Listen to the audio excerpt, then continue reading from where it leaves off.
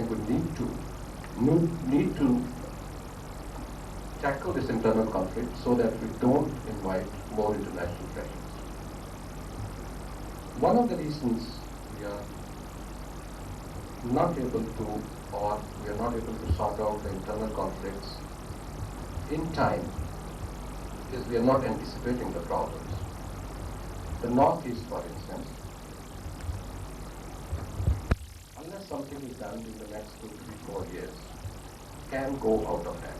Those who have been to the Northeast, they know the extent of the alienation, the extent of the unemployment of the educated young men who are seething with anger. They don't feel part of the mainstream. The conflict is in every Northeastern state. Somewhere it is totally ethnic, somewhere it is related to unemployment, somewhere it is both, somewhere it is purely cultural. We, the Editors Guild, had a meeting at Shillong 2-3 years ago. We decided to have a meeting in Shillong, partly to educate ourselves. Partly we thought there would be better interaction.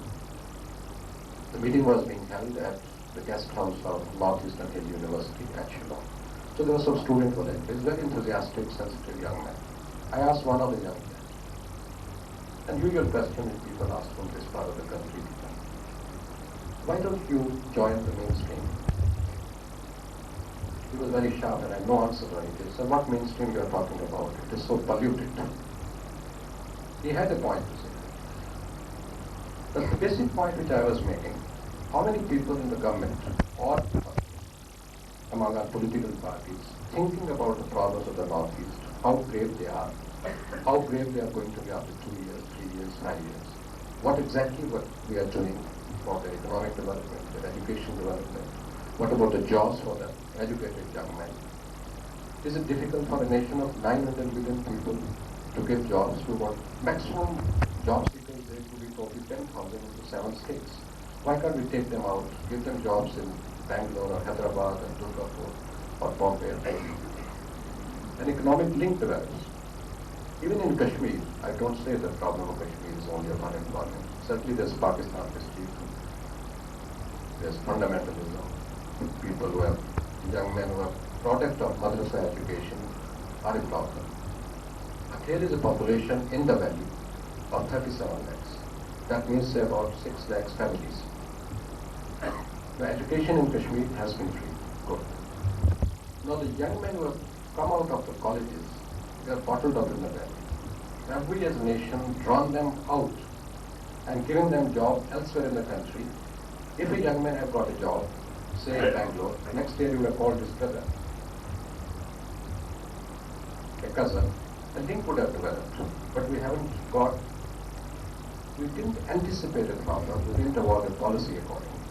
So internal conflict management lack of internal management becomes a serious international problem. As for our role in the international conflicts, there was a mention that we didn't play much role in settlement of Arab-Israel conflict. We were talking much more about it, and we have been careful. Even nearer home, Afghanistan, a region of strategic importance for us, we have been kept out of it in the last few years. Why? Did we insist on our own? Certainly when Soviet aggression took place, we sent, and it first was Ram Sakharov and then Sardar Swadha Singh. Pakistanis were not keen on playing our role. We made some offers to them. Well, I think we should have anticipated they won't like us to play any role in this region. But we should have found our ways that we play some role. But we have been withdrawing. We have been withdrawing because we have not managed our internal problems well. And secondly, we have been withdrawing, I think, we have been withdrawing psychologically also from the world. So this isolationist tendencies that developed during the last few years, particularly after 71, I think that tendency has to be got over. Thank you very much.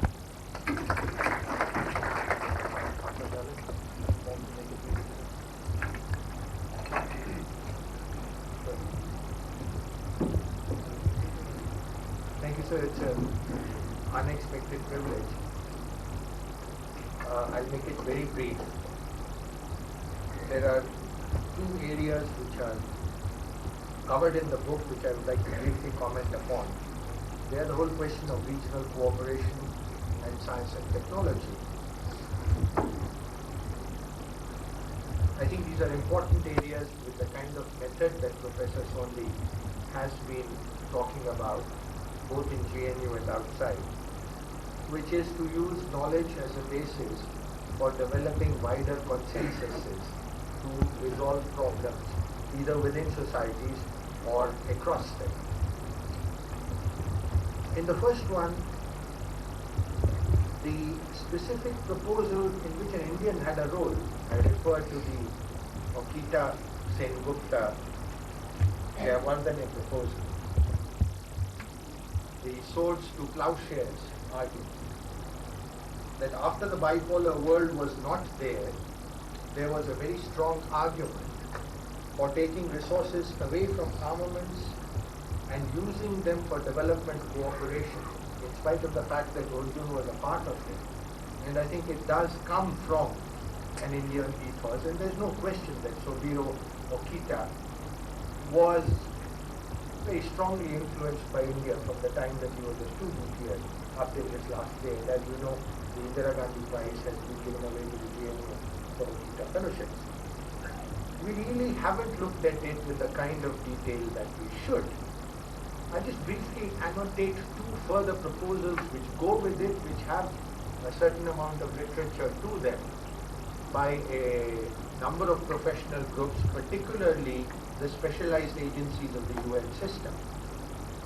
The first is the proposal of an alternative international chamber, which really begins from Flamenco Park, where, anybody who was at Rio, and since I was one of the signatories of the Hague Declaration, Maurice Strong insisted that I go there. For some reason, we take a bow before the world's television cameras. But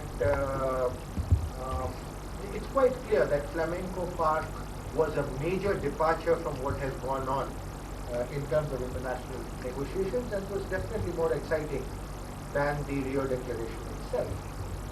And I think Nitin Desai is quite right when he says that just as the Magna Carta may not have been seen as a major change at the point of time when it was signed, Flamenco Park was a change. Now, I think following through these classes of ideas is something which perhaps we are not doing with the level of seriousness with which this should be done. Because in addition to what happened at Rio and the kind of technical discussion which has gone on with the Okita Sengupta Jayawardene proposal, there is also the proposal which La Jayawardene and some Indians had played a major role in it, had initiated, which is that corresponding to what my friend Lance Taylor, whom we had invited, as some of you know, last year to India to JNU, calls the Washington Consensus, that is the fourfold approach of the World Bank and the IMF in terms of tariff liberalization and integrating national economies with the world economy. There is an alternative paradigm. Taylor himself has studied 18 countries, and he presented at New York when the Sengupta proposal was given, the alternative paradigm. And it basically says, which was there in the Hague Declaration, it says that we are not against the use of markets, and yet, as Lance Taylor showed by 18 country models, of which the one for India was produced, I am proud to say, at the GNU, that if you follow an approach in which you decide that the potential output of a country can be used, then it is possible to use a lot of the theories that are being talked about, but in a manner which is different from what is being advocated in plush art silk paper all over the world, and that you can, according to Taylor, really garner something like $400 billion worth of output. So therefore what I'm saying, so sir, is that this is an alternative approach. It is an approach in which you have a world view, but you also talk about alternative organizational systems, those institutions which which are fledgling right now, and of course India is important in NGOs, but I think are increasingly networking on a global plane and alternative knowledge bases. And I'm very happy that this group said that Natwar Singh ji made the point, that's where one sees a reference to India. Lance Taylor once said that the Indians followed what he called a multifaceted pricing strategy. I didn't know that we had a theory to what we were doing, but most certainly he considers it an alternative to what is going on. Now, why is it that we don't take these kinds of issues, and while we were at the forefront at a particular time, now these are only left to certain academics to debate? And with due respects to my very distinguished friend and colleague to my left, I mean, I have an impression that India did not play as much of a frontal role in Rio as it could have. And I think it was a very good strategy right through the fourth prep COP.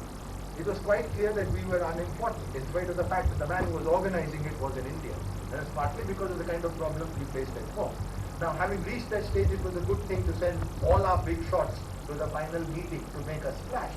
But the point is that whether it is the GATT negotiations or this, unless you have a general intellectual mobilization strategy at home, which is wide-based, which relies on a domestic debate which cuts across parties and institutions, it becomes very difficult for you to play effectively a role. And in a sense, I think we got outmaneuvered, whether it was Rio, whether it was playing a creative role in GATT, because of this kind of self-imposed isolation that Dua Saab talked about. And the same, I think, is true in the SAARC debate. There is no question that there are a number of people who cut across the subcontinent who are very clear that as far as the basic problems of the subcontinent are concerned, whether it is land, water, the relationship between man, land and water, that there is a lot of knowledge which we have to learn from each other. Whether it is the Bangladeshi Grameen Bank and when the board of NABARD, we sent our people there, it turns out that we have about 20 of such experiments within India. And when we try to reform our cooperatives, I happen to be the chairman of the group set up by the National Cooperative Union, we find that the same class of problems with the Bangladeshis face, we face ourselves. And I think the same is true. We have so much to learn from Sri Lanka and from other countries. Now, where is this action? I mean, I do know I happen to be the leader of the Indian delegation to the first expert planning group in the SAARC. Okay, there is the eminent persons on power team, but where is the leadership in these kinds of issues outside the government? Since the SAARC meeting is to take place right now. I remember 3 years ago, it was the European Union which asked me to do a study on this, a technology network for the Indian subcontinent.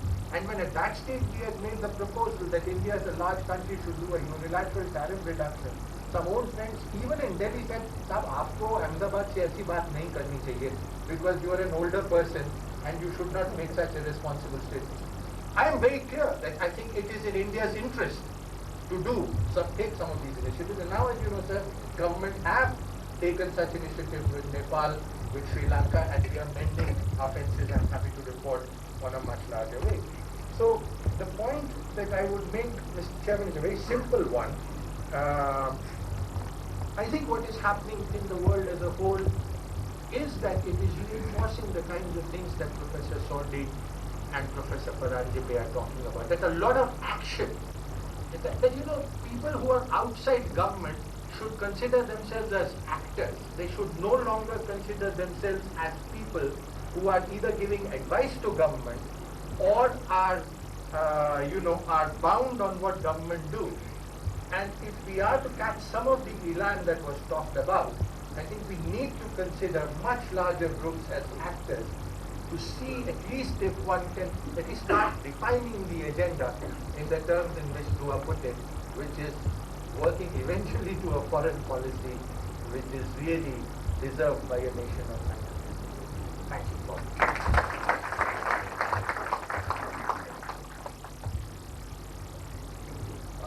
Well, Mr. Anand, I won't be able to be as eloquent as you are, but I think I'll try to be reasonably brief.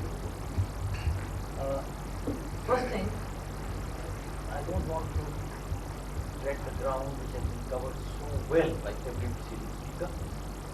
I might come back to emphasize one or two matters only. But with your permission, if you'll bear with me for a few minutes, I want to first talk of Manoj Soni. Person, the book has been discussed, and I'm sure you will find some reviewers will review it, I might review it somewhere else that will do, but talking about Soni is important to me because I don't know whether he remembers it or not. I do. That in 1960 September, he left 2 days ahead of Krishna Menon, whose cruise he then was, for New York for the famous 15th anniversary of the United Nations, and with Khrushchev, banged the table with his shoe, and all the world's great leaders were present. And S.K. Singh, the Foreign Secretary, and I decided to go and see him off at the airport. So the first time I discovered that to be private secretary to a person like Krishna Menon also entailed that the amount of documents he was taking was a huge bag which no one individual could carry. And those younger people won't believe me, in those days we could walk right up to the gangplank of the aeroplane. So S.K. Singh, he and I carried that huge bag of papers that I remember. Maybe that might have contributed to his decision to leave diplomacy at that time. Might have given you some scopes also. No, he did. The other thing about him which I have liked since he first changed over as a member of parliament, where forgive me for saying so, he could be what I thought excitable. I said to his friends also once, twice, but judging by the kind of members that followed him there, I owe him an apology. I think he was very quiet and moderate. As an academic, and the person I run into at various seminars of which there is no dearth in New Delhi, I have found him to be refreshingly powerful. And he refuses to be bound down by conventional wisdom. And that is a kind of quality which is inspiring this book also. If I am concentrating on him and saying nothing about the co-author, Dr. Kanchkai, because I don't have the pleasure of having interacted. I've carried no boxes for him, no bags. But maybe I'll know him better later. Now, having said this, and I will say a couple of things what I have to say about the book, but I would like to react to two things. First, since on the subject of Jammu and Kashmir, please never remember saying Jammu and Kashmir. Right. And Ladakh also, and I left not that see. So on that subject, correct. And on that subject, I would like to endorse very strongly what Balaji has said. If only he will permit me the liberty of paraphrasing it in my own way. I think this is a matter which has to be settled between the people of India, rest of India, the central government, and the people of Jammu and Kashmir. This is a matter which has to be settled with Pakistan also. But that's not the kind of self-inclusion, things as they are at the moment, in which not that we attempt to be amended, but it is in the foreseeable future not a very effective proposition. And therefore I have great pleasure in endorsing what Balaji said, that the first class, second class, the third class, and the fourth class in Jammu and Kashmir today is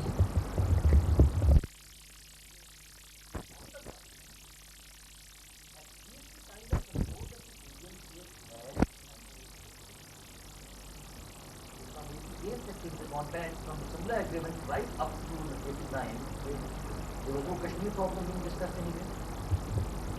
So therefore, that's one point I. The second point, what Brother Salman and my good friend, colleague to my right have spoken of particular thing. Namely, that when India's GDP was not worth mentioning, when India's military power was a fraction of what it is today, we stood tall and we will listen.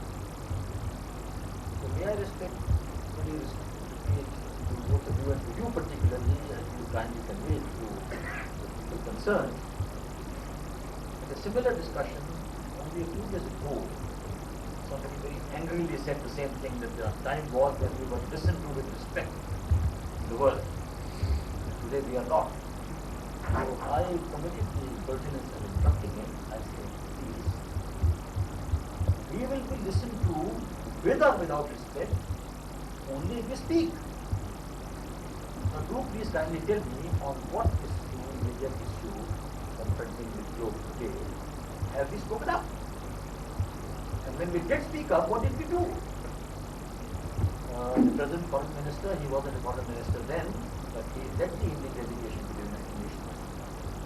He declared this, that he will, that his country will sponsor a particular resolution on the issue of nuclear disarmament. And you, Professor Bajpai, have very rightly talked of a considerable length in need of going on with disarmament measures, even while protecting your own security and not giving up your options, and of confidence building measures. So this was said by him. Then the Murshid's colleague, Mr. R.L. Bhatia, went there and repeated the same thing. Then nothing happened. And now we have to listen from Mr. John Bulum. Not a very easy name, but he never knows.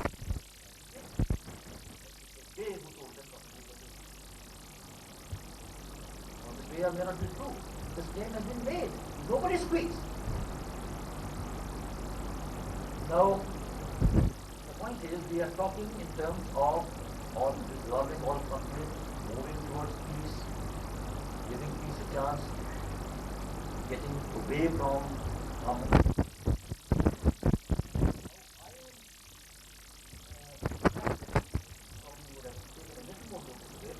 As we are talking here today, discussing your book, the most anti-disarmament measure is being taken. NPT's unconditional and indefinite extension is sought to be maneuvered in New York. With what results I do not know, but this is something. Nothing more than something NPT is said by on our behalf. I'll leave this at that, and I will very strongly commend one other proposition, which I think my commendation would improve some action by the Bushini that his colleagues might help, that the desperate and long neglected need for a proper institutionalization of all measures of preservation of security, of promotion of disarmament, of arms control, of confidence building measures and so on. Decisions can't be taken ad hoc in a slapdash manner from file to file, telegram to telegram, and so on and so forth. I very strongly commend the approach that because the problem is difficult, we shouldn't give it up. We must persist. And it is not just the government and the diplomats who have to do it, the people at large have to do it. You remember that popular kind of dialogue with Pakistan was organized here. There was tremendous anger against it in Pakistan and some criticism here. And all sensible people believe that these Indians and Pakistanis should meet wherever they can, however they can, and should keep talking. Finally, I will say one word about a very useful suggestion here. Talk about a country about which most Indians don't think, and that is the India-Japan relationship. The recommendation is that there should be a constant reform kind of dialogue and cooperation. There are difficulties. The Japanese are not the easiest people in the world to do business with. They are not particularly interested in the area to the east of Burma, Myanmar. And then they jump over to the Gulf. They find various excuses of saying that why they don't like getting involved in continent on a global. We also are not paying too much attention to them. And one of my feelings in whatever limited interaction I've had with Japanese is that we completely box them by our location. And there are people for whom pause is a very important part of communication. They speak slowly, deliberately, in their side of English. And for the Indians, the pause is something utterly awkward. It must be filled with an avalanche of words immediately. I have sat through some dialogues with the Japanese. The Japanese are totally flabbergasted because they have come well prepared with their, conclusions. They have appointed somebody who will speak on that subject and nobody else does. 5 of them sat there, there were 10 of us Indians sitting here. We had about 11 different opinions. And we just didn't know what was going on. Yes, I'm not saying that we should not disagree among us, but I should suggest that this is a model which needs to be spelled out in somewhat more concrete terms. I hope you will do it in a later book, and I hope that Narendra Kumar, with his publishing the book, will very kindly invite me to speak on it again. I have one more word to say to you, Mr. dear friend. The book is nice. Stillness is a quality. Stillness is a great quality. But still, brother, whatever the quality, one that I will do is for Now, I have great pleasure in inviting questions. If you will kindly be brief and to the point, more people will be able to ask questions, and you can direct the question to each individual. And I am at your service, but I don't know how long Lalji and others will be here.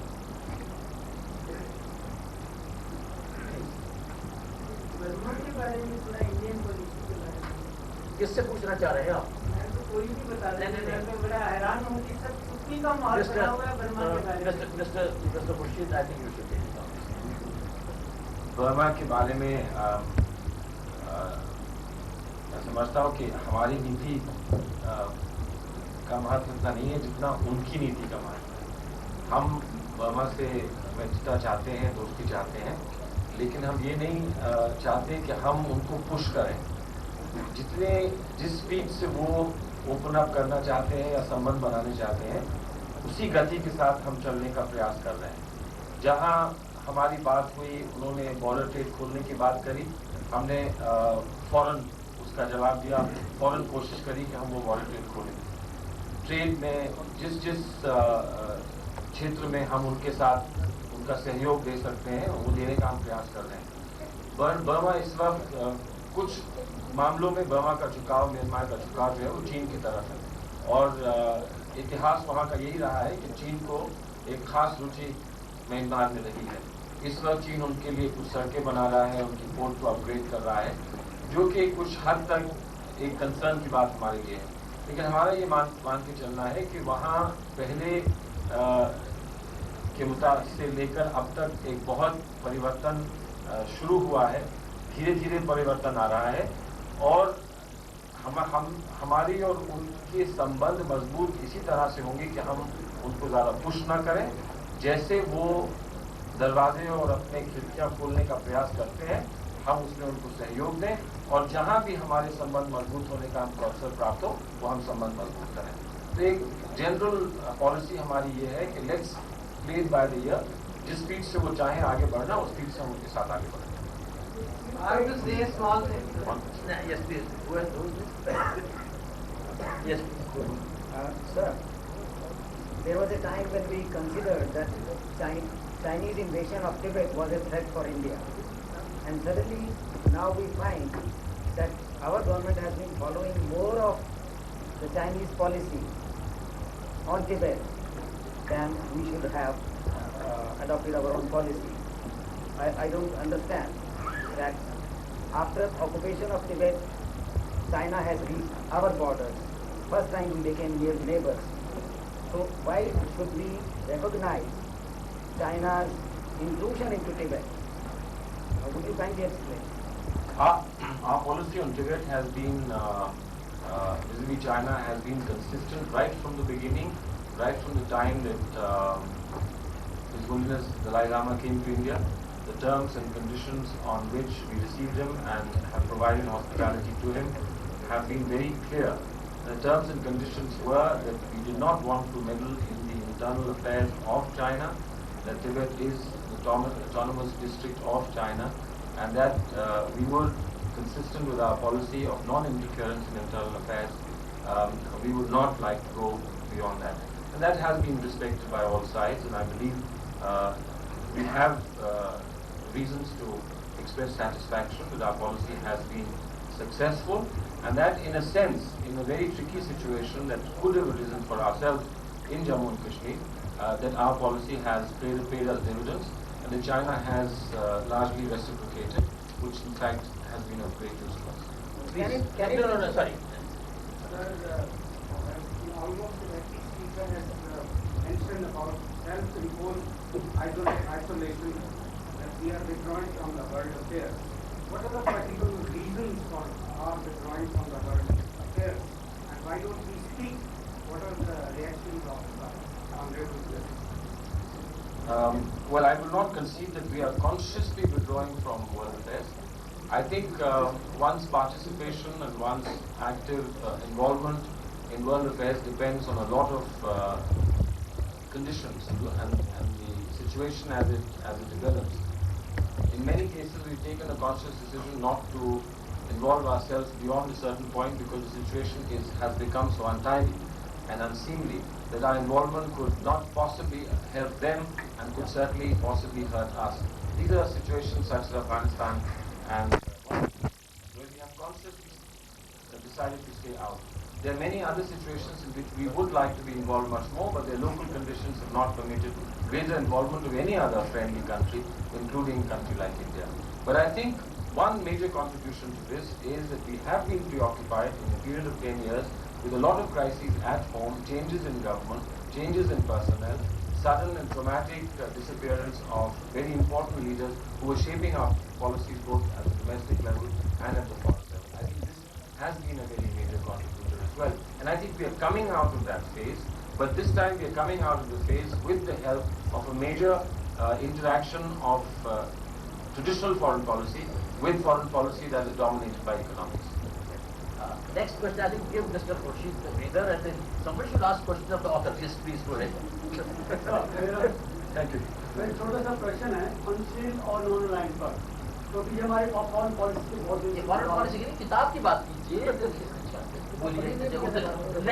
Let Manoj deal with that question. बोलिए. आप पूछिए, आप बोलिए और doctor Singh George के लिए मनोज बोलिए. पूछिए. तो हमारे पंचशील और नॉन लाइन का भविष्य क्या है, ये प्रश्न मैंने क्यों उठाया है, तो जितने भी हमारे किले थे नॉन लाइन के पंचशील के, मकारियत को लीजिए, नकुरमा को लीजिए, नासिर को लीजिए, टीटो को लीजिए, टीटो उसके देश को लीजिए, यशर अराफात को लीजिए, ठीक है, सिंह को लीजिएगा, और नेहरू का विश्व मेनन के अगर आप छोटा सवाल करेंगे, क्वेश्चन यही है जी, अगर जो हशर उनका हुआ, क्या उनके बाकी बचे साथियों का भी हशर होगा, और क्या होगा नॉन लाइन पॉलिसी का? डॉक्टर भाई आप ले लो इस सवाल.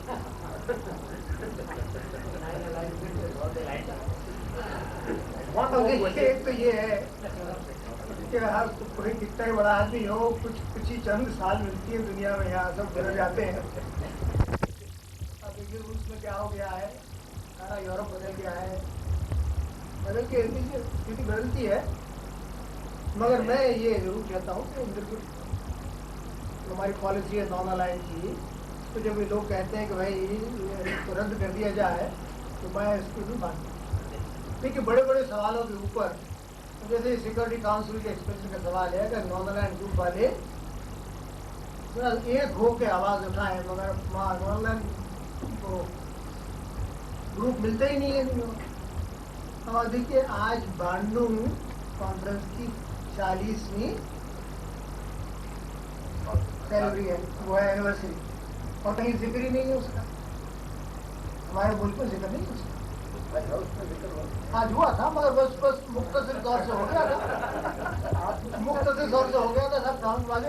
मगर कोई इस पर एनालिसिस होती, क्या हुआ, कैसे शुरू हुआ, 1947 में ईस्ट रिलेशन कॉन्फ्रेंस हुई, फिर ये हुई, फिर अब ये जो सवाल है देखिए टेररिज्म का है, ड्रग्स का है,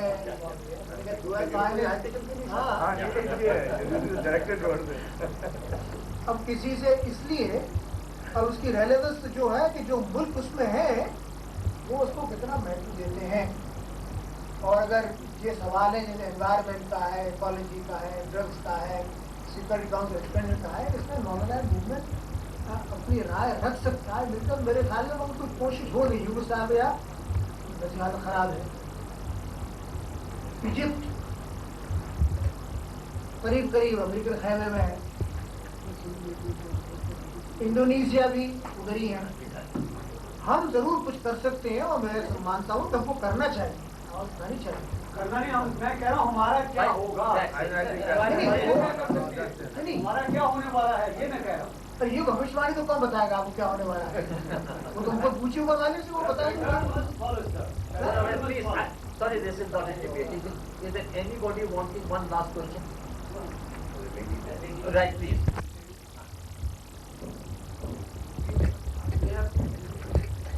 We have been talking about our own internal policies and foreign policies. I am just asking a simple question about import and export. Because we are exporting all the secularism and all the ahimsa of Buddha and Gandhi and TM and yoga and everything. Are we keeping something for ourselves? We are importing refugees from other countries and we are not settling their problems, and we are not settling our own refugees from Kashmir. We are starting our news with a small news from a God-forsaken place from a different country and give major news of our country a secondary position. So how we are going to decide our import and export policy? Laji, appropriately last question, sir, you will have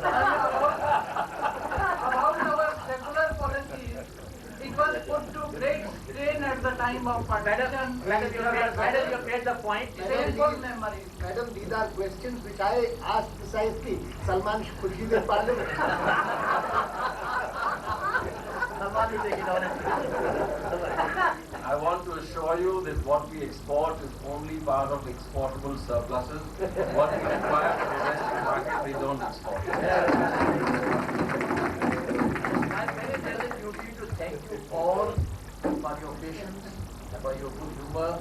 If I have cut short some people who are thinking, making the question too long, please forgive me, but the idea is that more and more people. Thank you very much indeed, and I think best of luck to the new authors.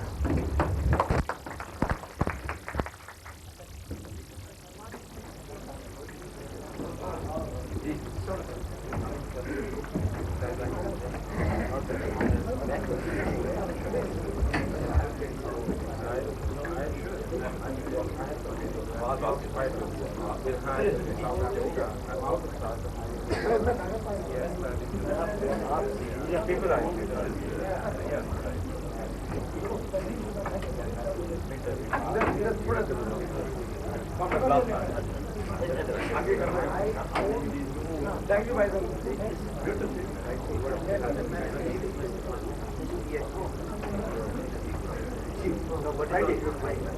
Whatever we are supporting,